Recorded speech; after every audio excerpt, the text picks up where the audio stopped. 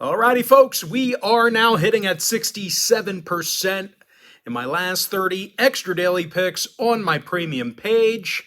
I had the under 7 runs in that Yankees-Blue Jays game yesterday, and that pretty much cashed with ease. There was only 2 total runs scored in that game. There was actually not one player in either clubhouse with multiple hits. And the good news is, I have another extra daily pick going off here today for just $2.99. And if you sign up for that membership here today, you're going to get access to that package every single day for the next 30 days. The math works out to be just 9 cents a day. And as an added bonus, I'm not done yet. You're also going to get access to my daily best play during that time frame. Absolutely free. It's going to be included with your purchase. So for the next 30 days, you're going to receive 2 premium selections of mine every single day for just 9 cents a day. I currently have over 785 members who are signed up and active on my premium page right now. And of course, you may be wondering what the difference is between what I do here on YouTube and what I do on my premium page. Well, what I do here on YouTube is I'll handicap the entire slate of games in any given sport, side, and total. And what I do on my premium site is I actually share with you which one of these free plays I like the best. And if you want to access every single premium play of mine, you may want to think about signing up for my Chairman package. Chairman members get access to every single personal play of mine, every single package, every single day for the next 30 days. And as an added bonus, guys, you also get access to my Chairman podcast absolutely free.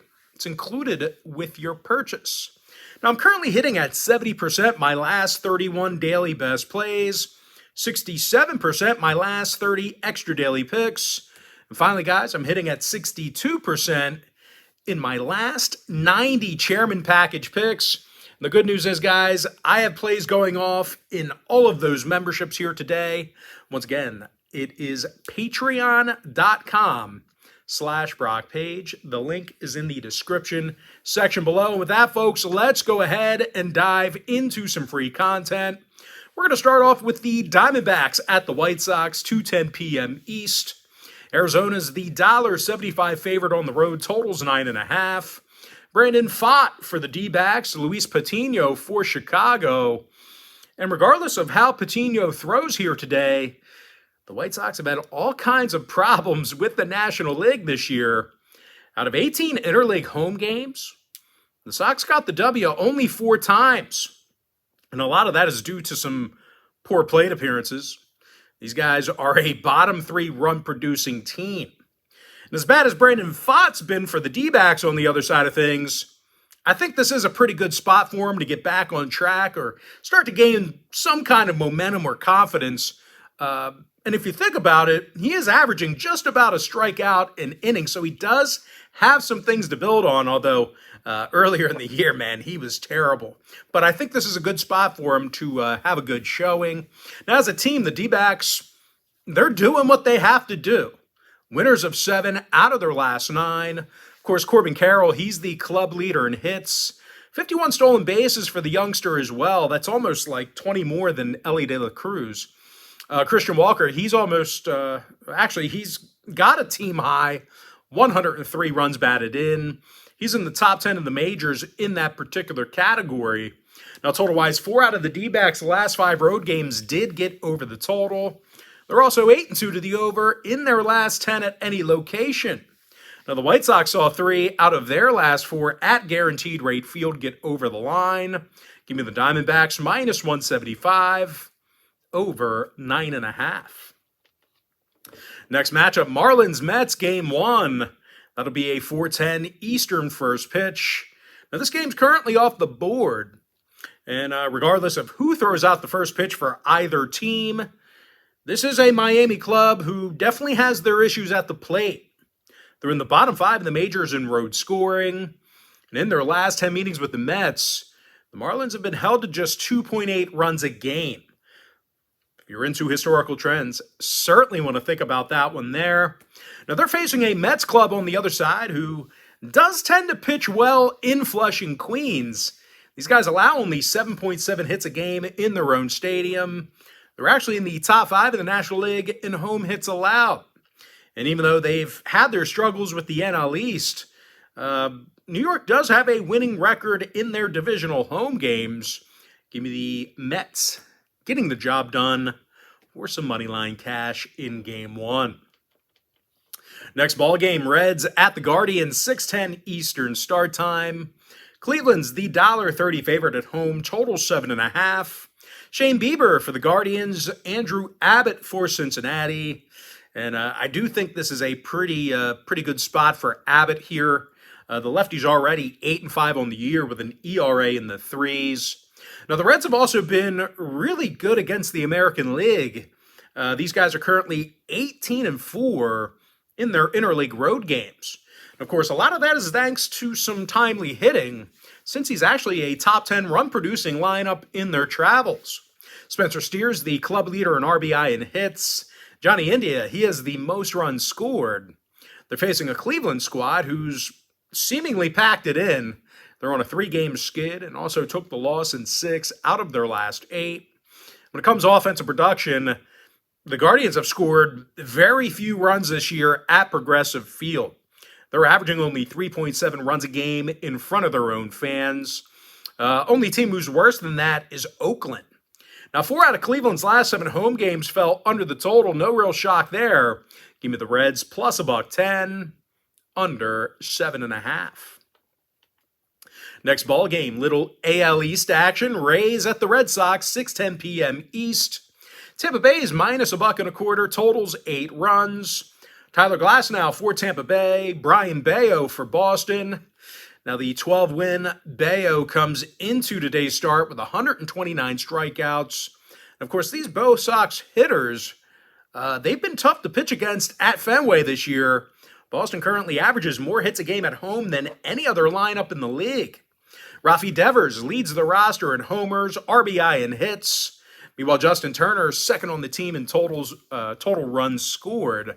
Now they're facing Tyler Glasnow on the bump, and he kind of seems like he might have put it in the cruise control already. The Rays did take the loss in his last couple of starts, and of course, as a team, Tampa's taken the loss in 5 out of their last 9. Actually had a very reasonable shot at the division. But yeah, time's definitely running out on him. What is it, 4 games left for him? 4 or 5 games.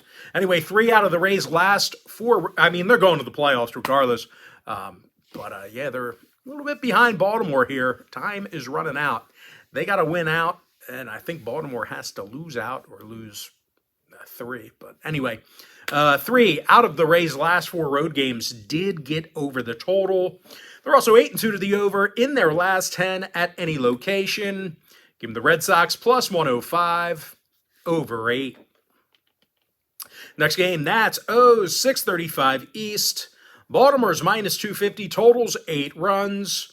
Grayson Rodriguez for Baltimore, Patrick Corbin for Washington. Now, Corbin's recorded 14 losses this year and has an ERA in the 5s. Meanwhile, at the plate, the Nats have had a tough time scoring on the road. They're a bottom 5 run-producing team in the National League while traveling. They're facing Grayson Rodriguez, who averages over a strikeout an inning this year. He's actually recorded only 4 losses through 116 plus. Meanwhile, as a team, the O's continue to play hard. They almost have this AL East locked up, as I was just mentioning a few moments ago. Now, they are turning it on when they have to. The O's got the W in their last 3 straight, 7-3 straight up in their last 10. Meanwhile, at the plate, this is a top 5 run-producing lineup in the American League. Adley Rutschman leads the clubhouse in hits. Anthony Santander has got the most RBI on the roster. For some reason, the undercast in 10 straight head-to-head meetings between these two squads. The Nats averaged under 1.7 runs a game during that time frame. Meanwhile, Baltimore has also gone 60% to the under in their last 10. Give me the O's minus 1.5, under 8. Next matchup, a little divisional game here. kind of meaningless, but anyway, it is the Royals at the Tigers, 6:40 p.m. East. Detroit's minus $2, total 7.5, and the reason why they are heavily favored is Tarek Skubal. He is projected to start here for the Tigers. Jonathan Bolin making his debut for KC. And regardless of how Bolin pitches here, the Royals have had all kinds of issues against the AL Central. Out of 24 divisional road games, KC got the W only 6 times. And no real surprise, the Royals are the lowest scoring road team in the game. They're facing Tarek Skubal, who's 7-3 with an ERA in the 2s. Now, Scoobies is also averaging well over a strikeout an inning, and he's got a stingy .92 whip. Now, when it comes to divisional play, the Tigers have pretty much dominated the AL Central. They're 31-16 against their divisional opponents. Of course, at the plate, Spencer Torkelson has 29 homers and 90 RBI. He's currently the club leader in hits. Now, Detroit's gone 60% to the under in their divisional ball games this year. Meanwhile, KC's 14-10 to the under against the AL Central on the road. Give me the Tigers minus 1.5, under 7.5 runs in the tight window. Next matchup, the poop game. Oh, you can't see it. P-O-O-P. I mentioned that in the video yesterday. Very immature. Pirates, Phillies, 6:40 p.m. East. Philadelphia's $1.20, totals 8 runs. Ranger Suarez for the Fightins. Johan Oviedo for Pittsburgh. And, of course, I think Ovi can take advantage of a hungover Philly squad. Philadelphia clinched a playoff berth last night at home, so I'm sure there's a few guys banged up a little bit. At least the guys in their 30s might have a tougher time recovering today. And, of course, on the mound, Ranger Suarez has not been great. He's recorded only 4 wins through 120-plus innings. He's actually got a losing record and a 1.38 whip. Now, they're facing a Pittsburgh pitching staff who does tend to pitch well on the road at times. These guys are actually in the top 10 in strikeouts per 9 on the road. And even though Oviedo's numbers aren't great, he's got 152 strikeouts, and the righty's also just 1 win shy of double digits. So there is something to work with there. 6 out of Pittsburgh's last 10 gatherings with Philly stayed under the total. So once again, if you're into historical trends, plenty of unders to go around. Now, Philadelphia went 6-1 to the under in their last 7 Suarez starts. Give me the Pirates plus $1, under 8. Next ball game, Yankees, Blue Jays, 7:07 East. Both teams are minus $1.10, pretty much a coin flip, total 7. Jose Barrios for Toronto, Garrett Cole for New York. And as good as Cole's been this year, I don't think he's going to get much run support today. The Yankees average fewer hits per 9 than any other roster besides Oakland. They're also facing a Toronto pitching staff who does make it tough to hit in their own building. These guys are giving up only 7.7 hits per 9 at home. And they also have 11-win Jose Barrios on the bump. And he's got 174 strikeouts, along with a 1.18 whip. And in the Blue Jays' last 10 gatherings with New York, they've held the Yankees to under 3.1 runs a game. They're now 13-8 to the under against divisional opponents at home. Give me the Blue Jays minus $1.10, under 7. Next game, Cubs, Braves, 7:20 p.m. East. Atlanta's the $1.60 favorite at home. Totals 10.5. Darius Vines for Atlanta. Jameson Taillon for Chicago. And even though Taillon hasn't been great, he has recorded 134 strikeouts on the season. Meanwhile, at the plate, the Cubbies are definitely not helpless. As a matter of fact, these guys are a top 5 run-producing lineup in the National League. Cody Bellinger hits .309, and he has a top 10 OPS average. Meanwhile, Nico Horner leads the lineup in hits. They're facing righty Darius Vines, who's definitely given up his fair share of runs in limited action. The righty's got a 4.40 ERA through 14-plus innings with Atlanta. And of course, as a team, the Braves failed to cash in on the run line in 3 out of their last 4 at Truist Park. 8 out of Atlanta's last 10 ball games did get over the total. Meanwhile, Chicago went 7-3 the over in their last 10 themselves. Give me the Cubs plus 1.5, over 10.5. All right, next ball game, Marlins-Mets game 2, 7:40 p.m. East. And even though we lean toward the Mets in game 1, I don't think they're good enough to sweep. They're a bottom 3 hit-producing team at home. They're also facing a Miami pitching staff who does fan nearly double-digit batters a game. When it comes to the offensive side of things, the Marlins do get a good amount of base runners on base. They're a top 5 hit-producing lineup in the major leagues. Luis Ariz, he's hitting a league-best 353. Of course, Jorge Soler's in the top 10 in home runs. Give me the Marlins getting the job done in Game 2. Next matchup, A's Twins, 7:40 p.m. East. Minnesota's minus 270, totals 8.5. Pablo Lopez for Minnesota. Joey Estes for Oakland. Now, Estes allowed a whole bunch of runs in his debut last week, and we should see some more of the same here today. He is facing a Twins lineup who is in the top 10 in run production at home. And, of course, a major issue for Oakland has been their bats. These guys score fewer runs a game than any other roster in baseball. They're also facing an 11-win Pablo Lopez, who continues to grind down his opponents.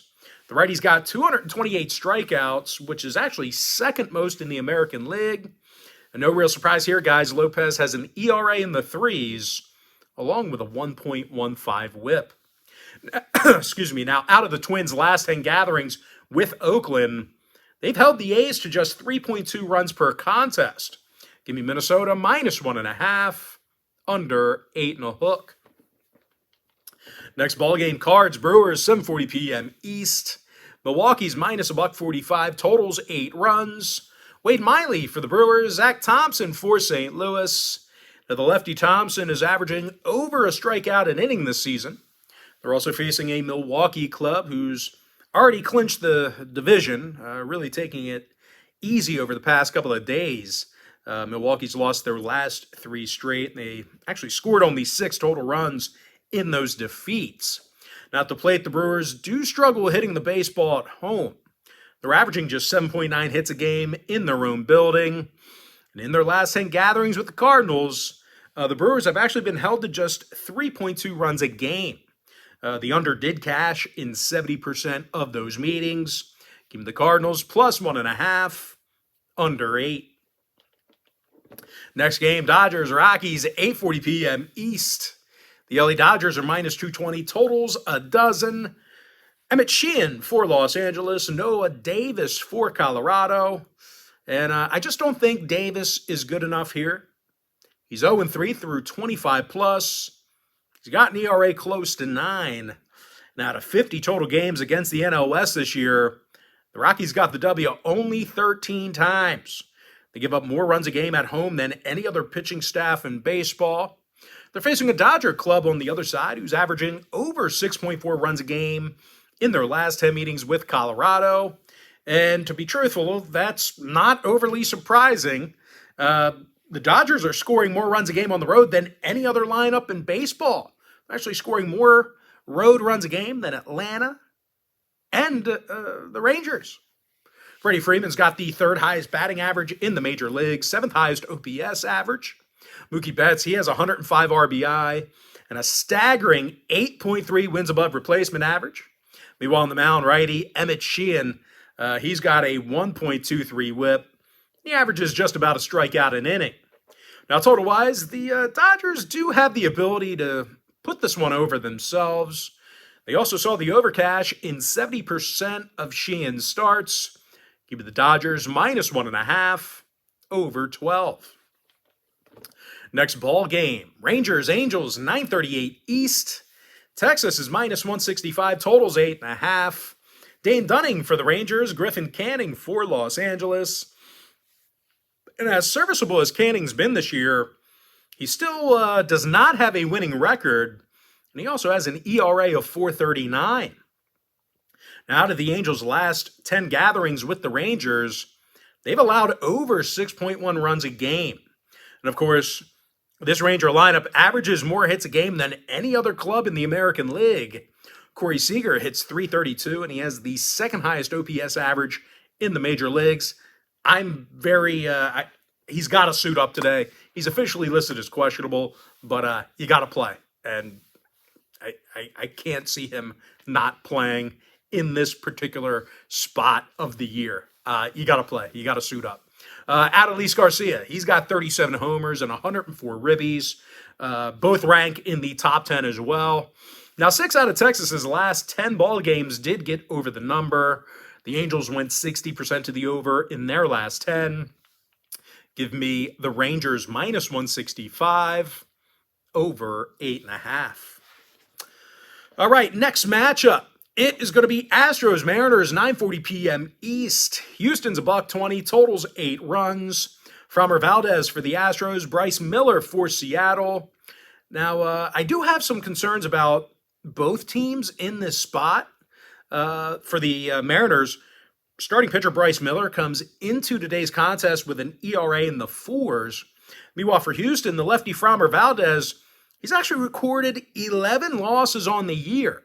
So if you want to see whether I'm making a play on the money line, run line, or total in this one, this game is being featured as my extra daily pick on patreon.com/Brock Page. That's that $2.99 package. That's $2.99.